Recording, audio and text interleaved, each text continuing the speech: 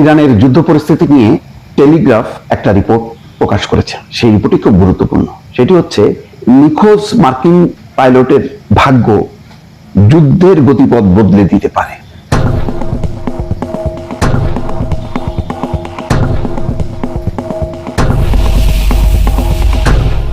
এই যে যুদ্ধ বিমান যেটা ভূপাতিত করা হয়েছে, একজনকে উদ্ধার করতে পারছে খুব নিচু দিয়ে, হেলিকপ্টারে করে উদ্ধার করতে দিয়ে, সেটাও আবার হামলার মুখে পড়ছে, ক্ষতিগ্রস্ত হয়েছে, কিন্তু নিরাপদে অবতরণ করতে পারছে।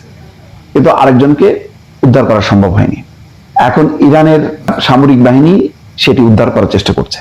পুরস্কার ঘোষণা করা হয়েছে $৬৬,০০০ ইরানিদেরকে, যে দুর্গম পাহাড়ি অঞ্চলে, সেখানে যেন তারা যদি উদ্ধার করে, এবং বলা হচ্ছে কোনোভাবে তাদেরকে লাঞ্ছিত করা যাবে না, আহত করা যাবে না, নিহত করা যাবে না।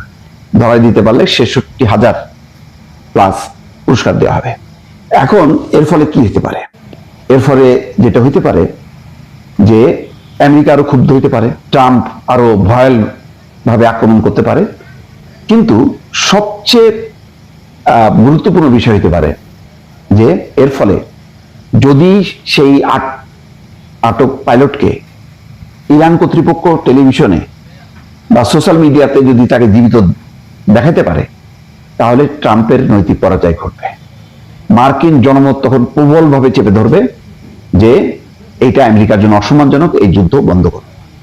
ফলে আরো চাপের মধ্যে পড়তে পারে যদি ওই নিখোঁজ পাইলট ইরানিদের হাতে ধরা পড়ে। কেন?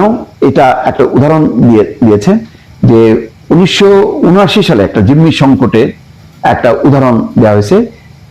444 দিন ধরে তেহরানে আটক মার্কিন কূটনীতিকদের ঘটনা যুক্তরাষ্ট্রের জনমত এবং রাজনীতিতে একটা বড় প্রভাব পড়েছিল। সেটা কি?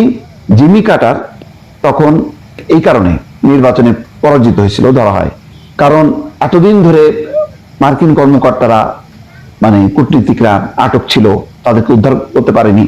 এটার ফলে ওই সময় ক্ষমতাসীন যেই জিমি কার্টার পরবর্তীতে নির্বাচনে তিনি পরাজিত হয়েছিলেন। এখনো ধারণা করা হচ্ছে যদি ইরান পাইলটের ভিডিও প্রচার করে, তাহলে ট্রাম্প তাৎক্ষণিকভাবে কংগ্রেস, সামরিক পরিবার, তারপরে বিভিন্ন ভোটার সংগঠন এবং জনগণের মধ্যে চাপের মধ্যে পড়বে যে আলোচনা করে এই যুদ্ধ বন্ধ করার জন্য। ফলে তেহরানের মানে আলোচনায় দর কষাকষির ক্ষমতা উল্টা আরো বাড়বে।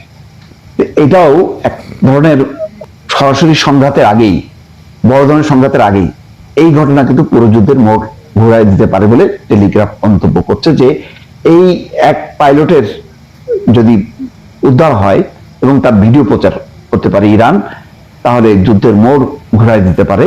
কারণ তখন এমনিতেই ট্রাম্প চাপের মধ্যে আছে, মার্কিন জনমত ইরান যুদ্ধের বিরুদ্ধে তখন আরো প্রবল চাপের মধ্যে পড়বে বলে টেলিগ্রাফের ধারণা।